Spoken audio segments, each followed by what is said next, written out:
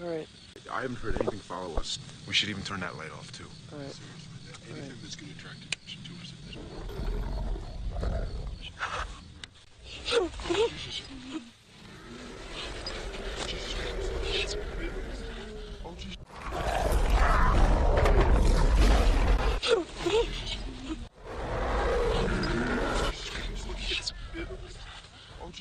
Let me get my jeans on. Take the video camera. No, get the dot ready. Oh my God! What the fuck is that? What the fuck is that? Fucking go! Oh God! God! Fucking fuck!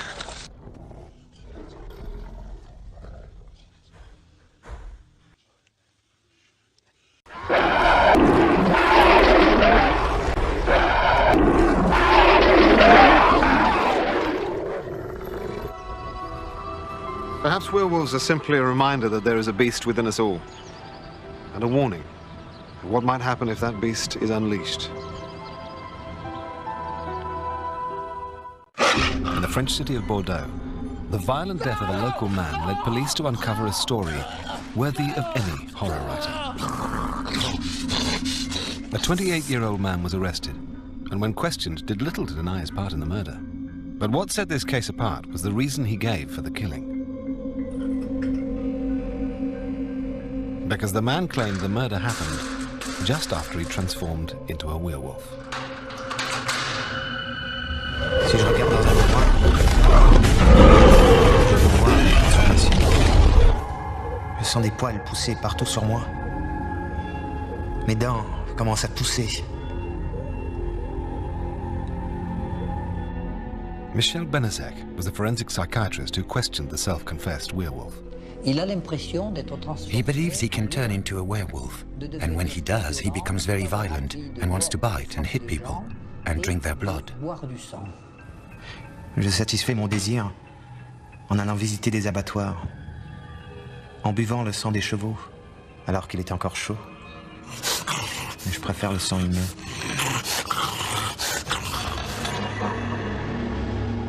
So, how does a supposedly mythical creature become the key suspect in a modern-day murder case?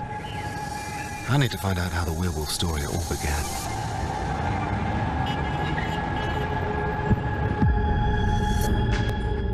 If you look through the history books, you find that werewolves are far from a recent creation. But frustratingly, many of the facts have been lost in the mists of time. But I have found one detailed account of a strange ritual dating back over 2,000 years. It's my first real clue to the origins of the werewolf legend. To start my journey, I'm going, well, actually to the last place I'd expect to find a werewolf, Greece. I'm going to investigate a story of retribution, human sacrifice, and cannibalism.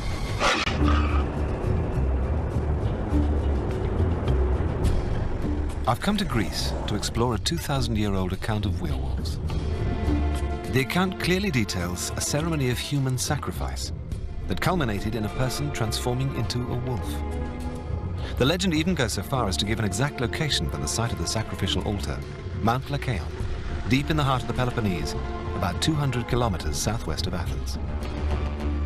A group of American archaeologists from Pennsylvania University, led by Dr. David Romano, are planning an excavation here soon, which they hope will corroborate the stories of human sacrifice and their possible links to werewolves. So, werewolves. I must admit, I would never have connected werewolves with ancient Greece. Well, there are many ancient stories that link this place, Mount Lycaon and the Sanctuary of Zeus, with the possibility of human sacrifice, and some of the stories involve werewolves. What are you hoping to find here? Well, we're hoping to find many things, but among them would be whether or not the ancient Greeks actually sacrificed humans here on this altar, which is 25 meters higher up. Let's go and have a look. Wow. Sacrifice with a view. This is one of the trenches that was excavated in the early 20th century by Koriniotes. He found the remains of bones, which he analyzed and found to be animal bones. But when we work here, we'd like to see if it's possible that the bones are human.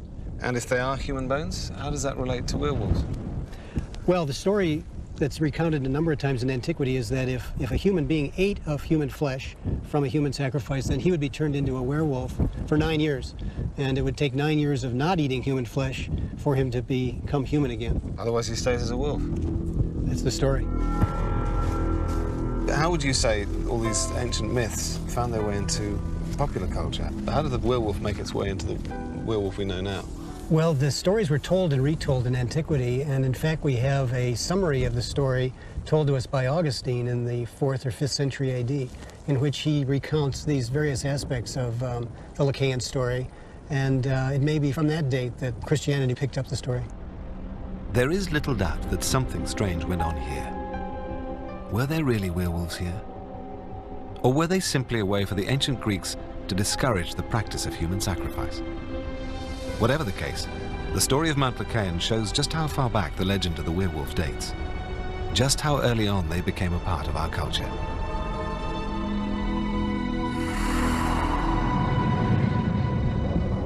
It appears that as soon as mankind began to write, stories about werewolves began to appear. Christian writers seem to have embraced the beast with a particular passion. References sprinkled throughout the Bible from Benjamin to Nebuchadnezzar. Here we are in Genesis, verse 27. Benjamin shall raven as a wolf. In the morning he shall devour the prey, and at night he shall divide the spoil. And in the 15th century, Emperor Sigismund brought together a council of theologians who finally decided that werewolves were a reality. I had asked Dr. Romano how werewolves went from being purely mythical creatures to becoming accepted as fact. He suggested that I travel to Paris to talk to historian Michel Mauger.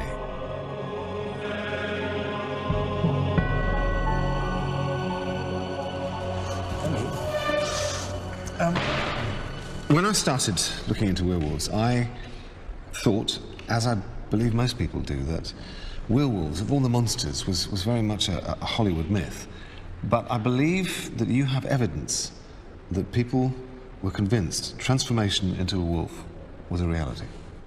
In fact, the image of the werewolf portrayed in films is not consistent with the old descriptions. There were indeed a number of trials based on the belief in the wolfman and the idea that a man could transform himself into a beast. Was there one werewolf trial that stands out? Here at the National Library, a manuscript of one of these trials has been preserved, that of Jean Grenier. C'était la nuit dernière, alors que je gardais les moutons près de Tardiveau. L'un des moutons s'était égaré et était tombé dans un fossé. Marguerite Poirier, a companion of the young shepherd, said that she had been attacked by a wolf-like creature. Un bruit étrange venant de derrière le buisson. Sale bête! Bête!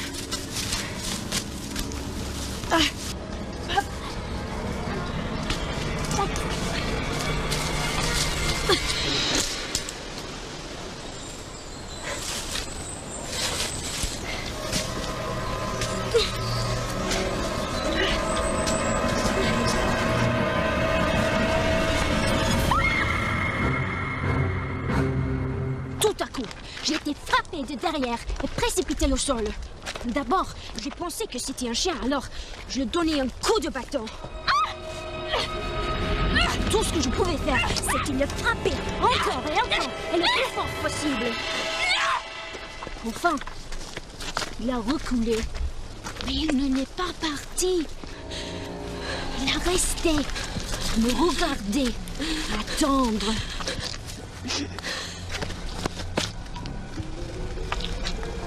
Pourquoi tu souris? Tu es pour être tué. Ce serait Kajisei qui t'a attaqué. Quoi? C'était moi qui t'attaquais. Et si tu n'avais pas eu ce grand bâton, je t'aurais laissé bien plus que ces petits griffeurs.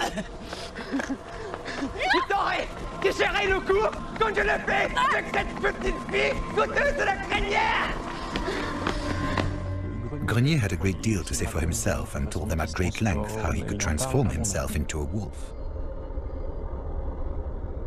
The court records of the Grenier trial provide a compelling testimony to the events of the time. Jean Grenier, tu es accusé d'avoir attaqué Marguerite Poirier sous l'aspect d'un loup-garou et d'avoir aussi tué une autre jeune fille et un chien. Est-ce bien le cas? Est-ce vrai? As-tu commis ces actes répugnants? Mais es-tu aussi sourd que débauché? Je vous ai entendu. Eh bien alors réponds à ma question! Oui. J'ai tué un chien. Mais les petites filles ont bien meilleur goût. Le chair est tendre et sucré. Leur sang est riche et chaud.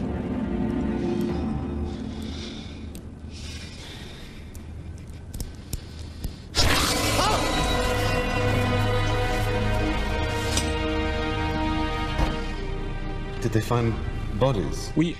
Yes, the bodies found were those of young women who'd been killed. So Jean Grenier claimed that it was he, in the form of a wolf, who was responsible for these assaults. And indeed, showed them the spot close to a tree where one of the attacks was alleged to have occurred. Donc c'est bien ici qu'on a retrouvé les restes de Marie Richard. Oui.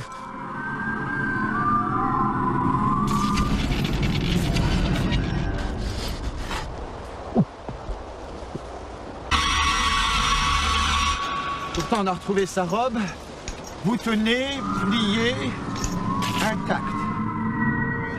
Donc c'est pas un animal quelconque qui a fait ça, mais bien un pouvoir surnaturel.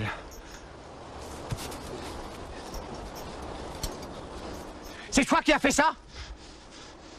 Réponds-moi quand je te parle! C'est toi qui as fait ça? Imbécile! Allons! Allons! The girl's dress was found intact. In his evidence, Jean Grenier says that one of his victims was wearing a black dress, and I quote, he drew blood without undoing the dress. And people testified that the dress had not been torn. This is something that happened in several werewolf trials, and the Witchfinder General, Comtoise Boguet, said this was a characteristic of werewolves. Jean, tu es ici car tu as admis que tu pouvais te transformer en loup? Mais que sous cette forme, tu aurais tué une fille, dévoré un bébé et déchiqueté un chien. Explique. Explique à la cour comment il est possible que tu puisses te transformer en loup. Quand la lune entre dans son dernier quartier, j'ai un besoin très fort. Besoin de rejoindre les loups. J'enduis mon corps d'une potion.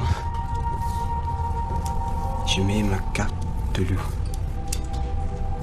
Et c'est là que je peux commencer à courir avec ma meute.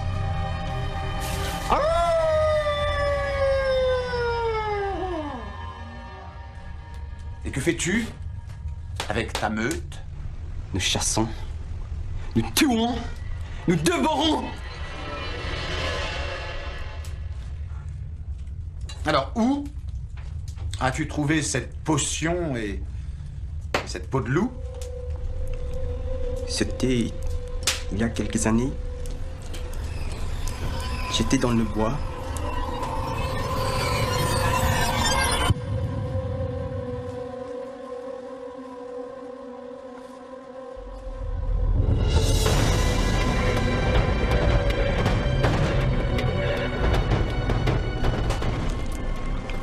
Un homme à cheval m'a demandé de brosser son cheval.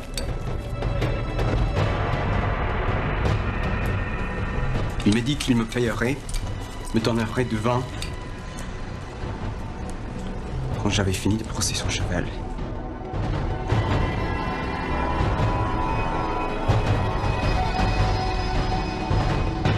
Jean Grenier explained that one day, while out in the forest, he had met a man whom he called the Forest Master. He had given him a tin of ointment and a wolf skin, and by donning this wolf skin, Jean Grenier could transform himself into an animal.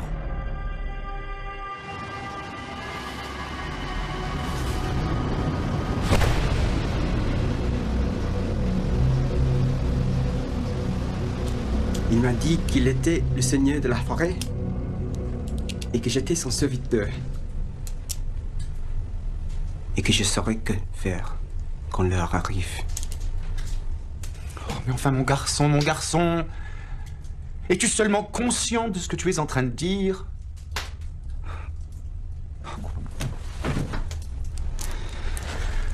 Prenez-le. So Jean Grenier confessed to a number of heinous crimes and to being a werewolf. What punishment could he expect? It was easier to point the finger at human culprits than to tackle the devil. The devil couldn't be brought before a court of justice, but his accomplices in the form of witches and werewolves could be seized, tried, and burnt at the stake.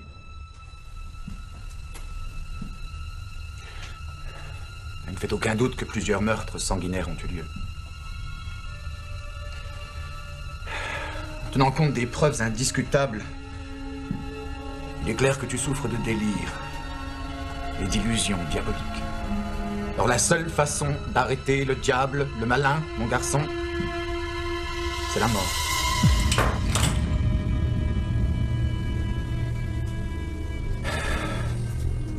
Dans un cas comme le tien, il sera juste de faire une exception. Le besoin et le désespoir ont corrompu ton caractère. Et le diable a pu trouver en toi une proie facile. Afin de sauver ton âme, tu seras emmené dans un monastère, où tu devras rester jusqu'à la fin de tes jours. Si tu devais essayer de t'échapper, tu serais rattrapé et pendu, jusqu'à ce que mort s'en suive. Tu me comprends?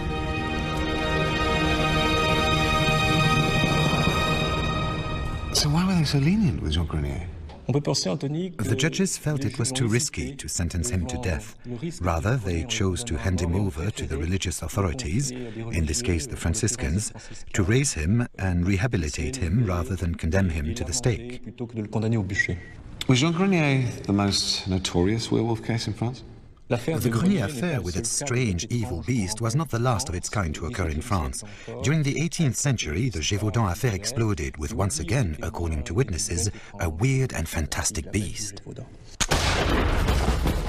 Michel told me how the beast of Gévaudan terrorized the entire country of France during a 3-year reign of carnage that saw hundreds of people brutally slaughtered. To hunt the beast down, I'm going to travel to the Massif Central region of France, to the scene of the most gruesome series of murders ever attributed to a werewolf.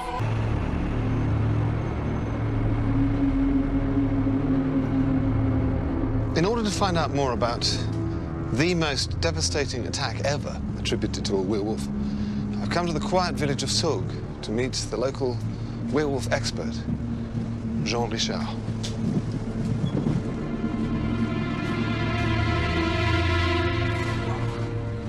Jean Richard's fascination with the beast of Gévaudan started over 50 years ago, when his father used to tell him tales of the legendary creature. Since then, he's collected every scrap of documentation to try and unearth the truth behind the myth, and is now regarded as the world's greatest authority on the beast. To show me the extent of the beast's reign of terror, Jean Richard is taking me to the top of the highest tower in Soug. This is the region of Gévaudan that the killings took place. Over there is where the story took place. How did it all begin? It started on the 1st of July, 1764. That's when the beast killed its first victim.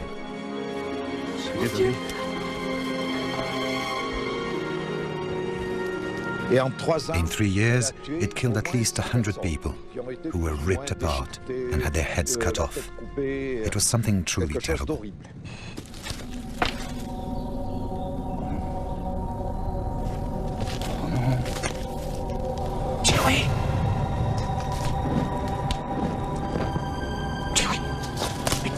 Qu'est-ce que tu fais par là, petit Louis? Veux-tu venir ici? Petit Louis, mais qu'est-ce que tu fais là? Qu'est-ce que tu fais là? Viens. Comment? Viens. Viens ici. Viens ici tout de suite. Viens ici, je te dis. Qu'est-ce que tu fais là?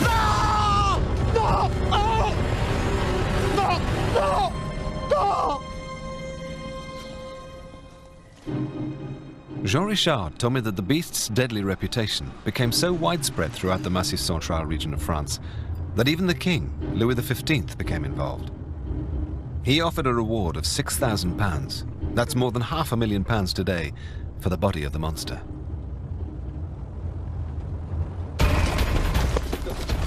The king even dispatched 56 of his best soldiers to the region, who in turn gathered 20,000 men to try and track the beast.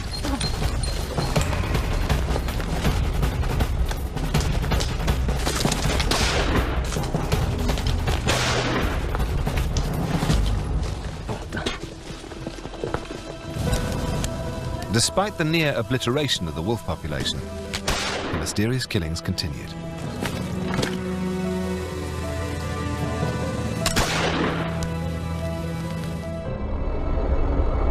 So who did kill the beast?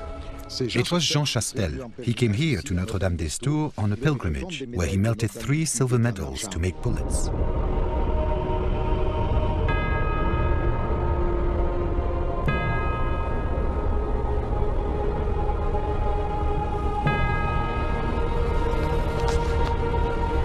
Mon père, veuillez bénir ces 3 médailles d'argent pour nous délivrer de la bête qui hante le Gévaudan.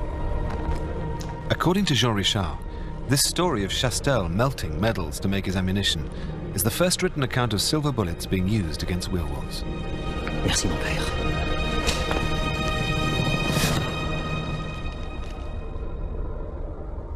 Silver bullets? I thought that just happened in the movies. According to tradition, you need to use blessed silver bullets to kill a werewolf. Jean Chastel killed the beast on the 19th of June 1767 in Saint-Devers. He was waiting for the beast, and when he saw the beast, he took his rifle.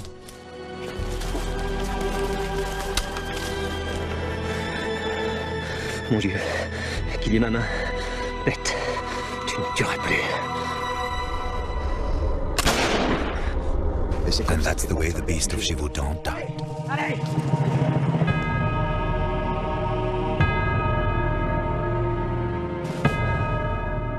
Records of the time show how Chastel described the beast he'd killed as possessing peculiar feet, pointed ears, and a body completely covered with coarse brown hair. But an ill-advised trip to the king resulted in what remained of the beast being lost forever. Jean Chastel thought that if he took the beast to the king, then he would get a reward. He killed the beast on the 19th of June, and he didn't arrive until August, and by that time the beast was rotten and really stank. Apparently the king said, "How dare you present me with such a foul object? Bury it immediately." So they buried the creature in the garden of Versailles, and nothing was ever preserved of the beast. After all these years of studying the beast, what do you think killed all those people in Gévaudan? Who knows? Maybe the answer is still out there.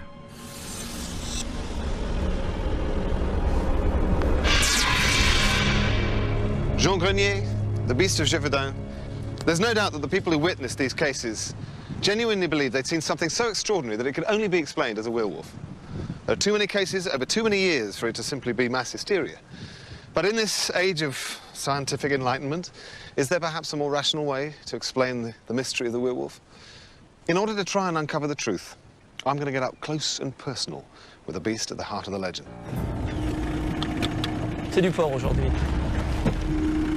According to Jean Richard, between 1740 and 1773, 2,000 wolves were killed in the region of Gévaudan. But today, Gévaudan plays home to the largest wolf population in France.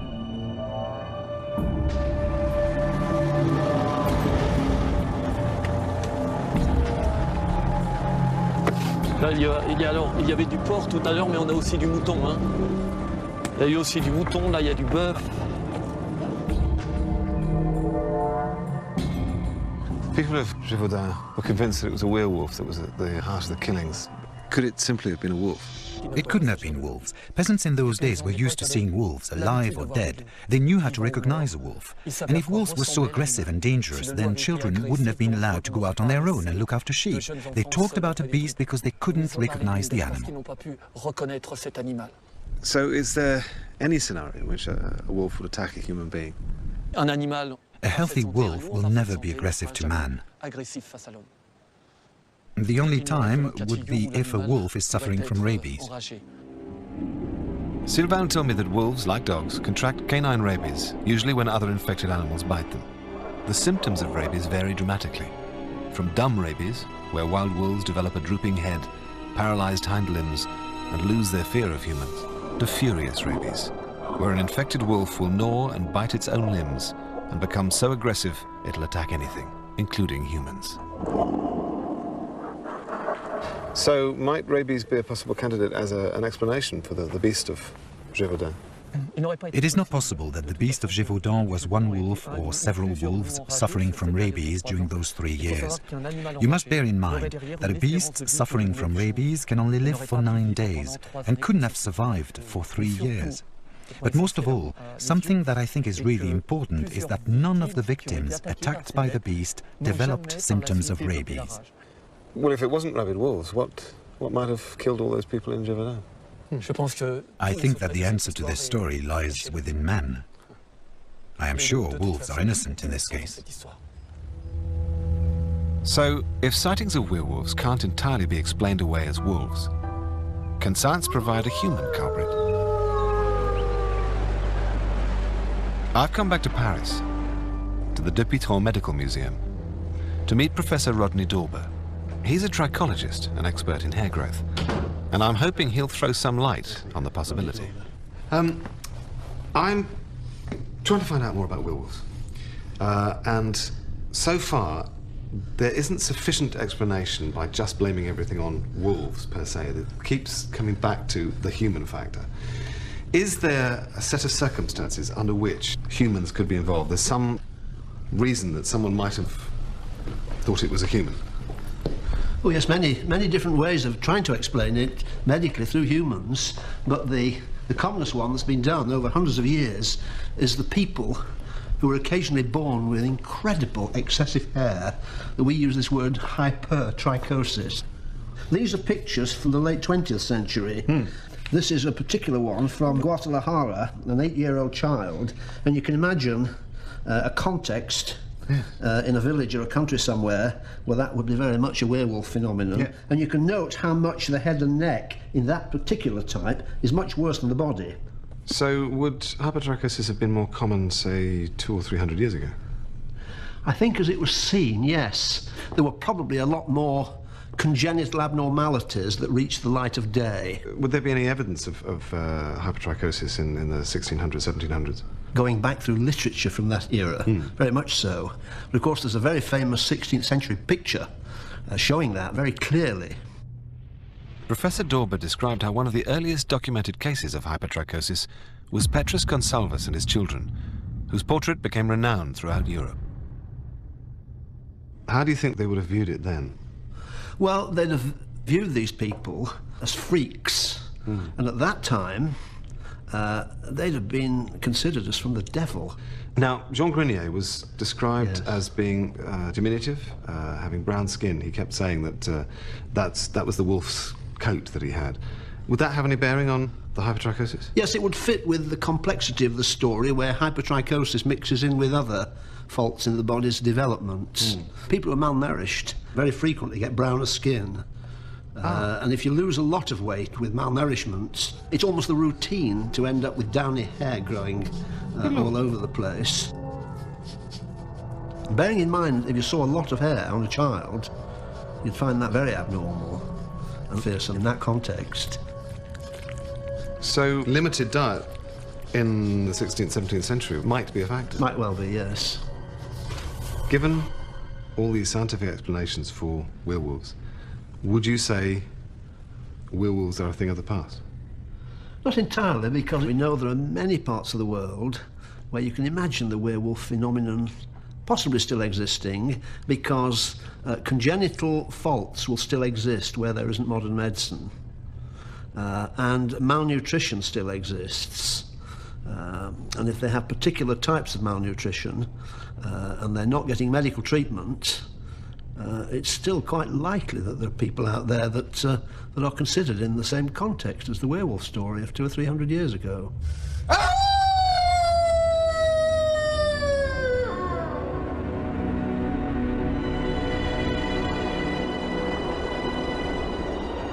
And the strange murder case in Bordeaux that first prompted my investigation is a very real reminder that the threat from werewolves is not confined to the pages of history. I've come to meet Professor Michel Benezek, the forensic psychiatrist assigned to the case. It was in one of these houses? Yes, one of the houses in the street. How did the story break? A badly injured man was brought to a hospital. He died a few hours later, and the hospital called the police. After the inquest, they arrested a 28-year-old man who was identified as the main suspect. And why were you brought in? I met that man because a colleague in one of the prisons in which I was responsible for criminal psychology told me that one of the inmates said that he was a werewolf. You're saying that the murder was committed by a werewolf? That's what he said.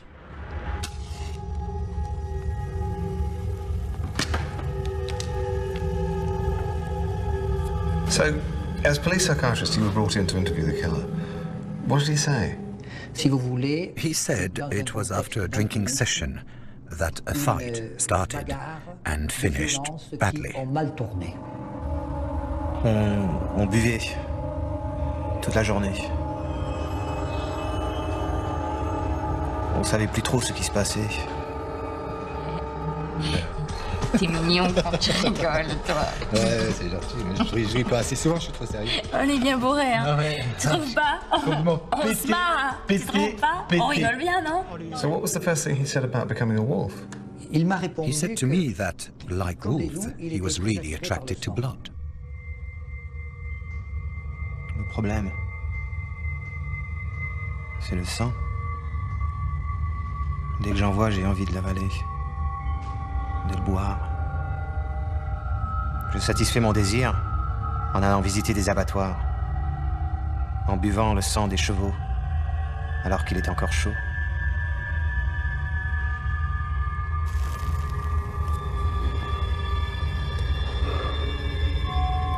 Mais je préfère le sang humain. Tu n'aimes pas la piquette, hein. Ah, excellent, excellent. Alors voyons voir. Hein? Alors là, ce truc. Qu'est-ce que tu fais? Aïe! Ah, merde, je me suis coupée.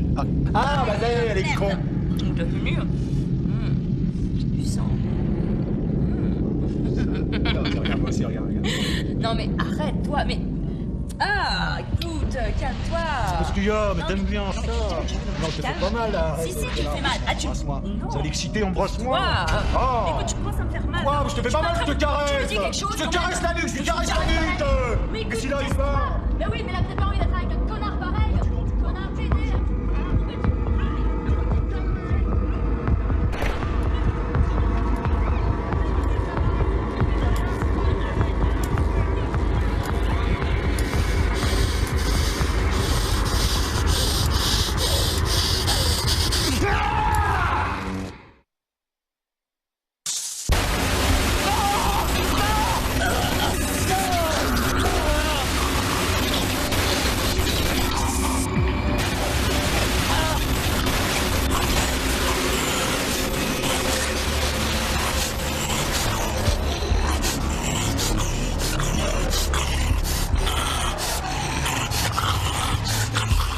Do you think the story of transforming into a werewolf was a story he made up to avoid being charged with murder?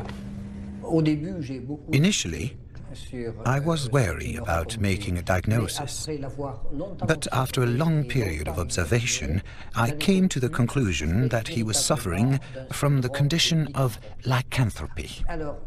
Lycanthropy is the belief that you turn yourself into a wolf, or that the spirit of the wolf takes possession of your body. C'est comme si des fourmis grouillaient dans mes mains. Si je regarde dans un miroir, je peux voir la transformation.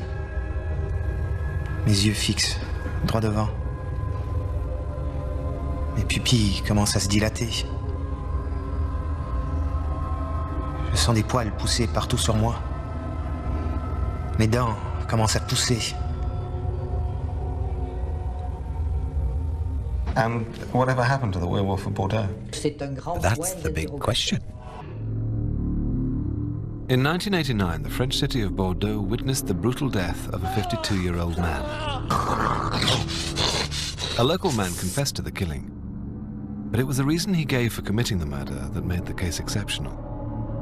Because in his statement, the man claimed he'd attacked the victim only after he'd transformed into a wolf.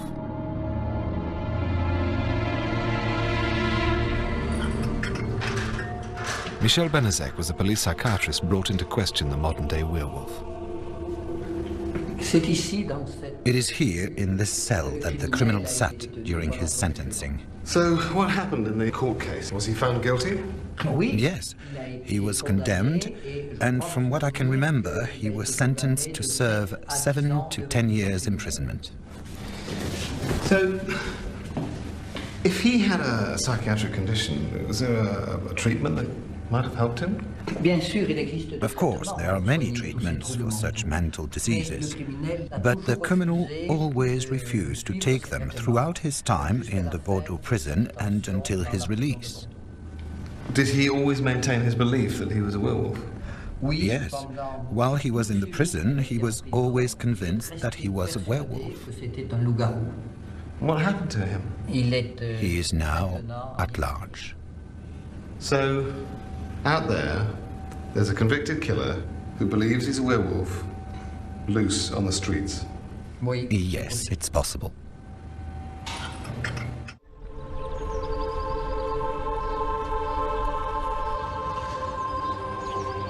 When I first began thinking about werewolves, I had this image of big old hairy monsters that were more humorous than frightening.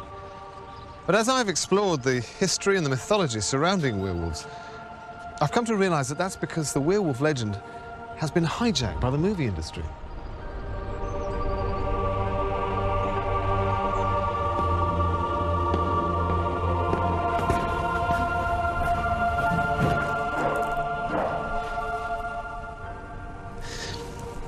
It seems the truth behind the werewolf myth is a complex mixture of brutality, suffering, intense isolation and torment, both from within and from external influences, the community, the authorities. The werewolf is very much the predator and the victim. The early French cases highlight the melancholic nature of the werewolf, where the accused were often outsiders, the homeless or the desperate scavenging for food. In fact, it feels very much like the mob acts more like the wolf, hunting in a pack, stalking its defenseless prey. And the recent case in Bordeaux shows us that the werewolf threat is still very much alive and closer to home than we think. Our animal instincts are much closer to the surface than we care to admit. All you have to do is look in someone's face when they get seriously angry.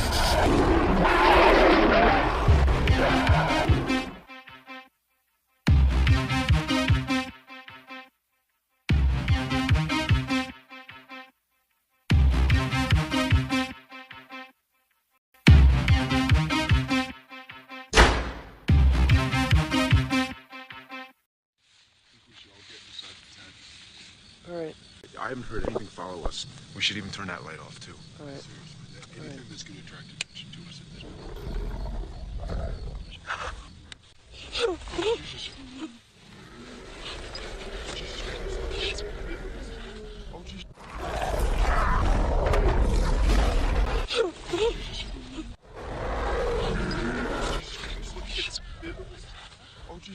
Let me get my jeans on.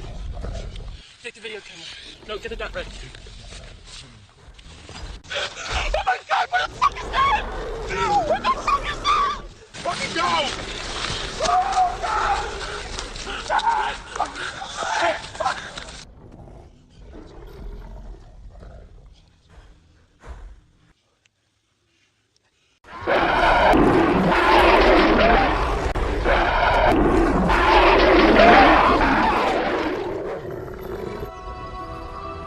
Perhaps werewolves are simply a reminder that there is a beast within us all, and a warning of what might happen if that beast is unleashed. In the French city of Bordeaux, the violent death of a local man led police to uncover a story worthy of any horror writer.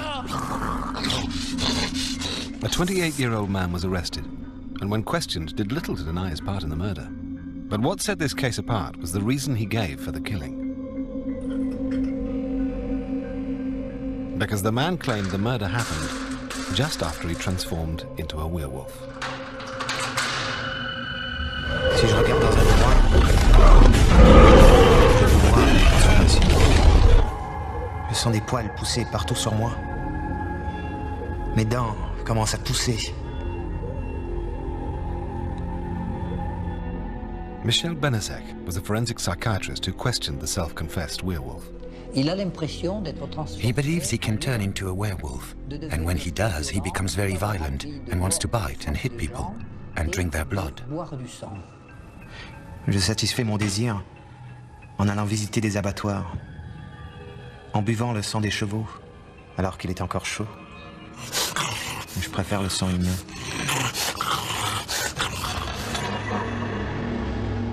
So, how does a supposedly mythical creature become the key suspect in a modern-day murder case? I need to find out how the werewolf story all began.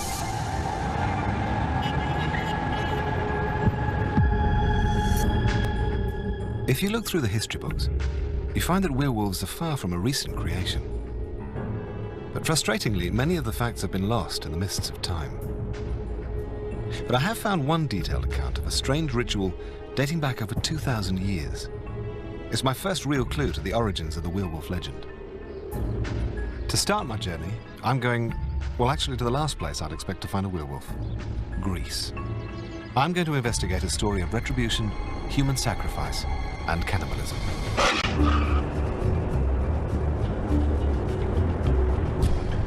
I've come to Greece to explore a 2,000-year-old account of werewolves. The account clearly details a ceremony of human sacrifice that culminated in a person transforming into a wolf. The legend even goes so far as to give an exact location for the site of the sacrificial altar, Mount Lycaon, deep in the heart of the Peloponnese, about 200 kilometers southwest of Athens.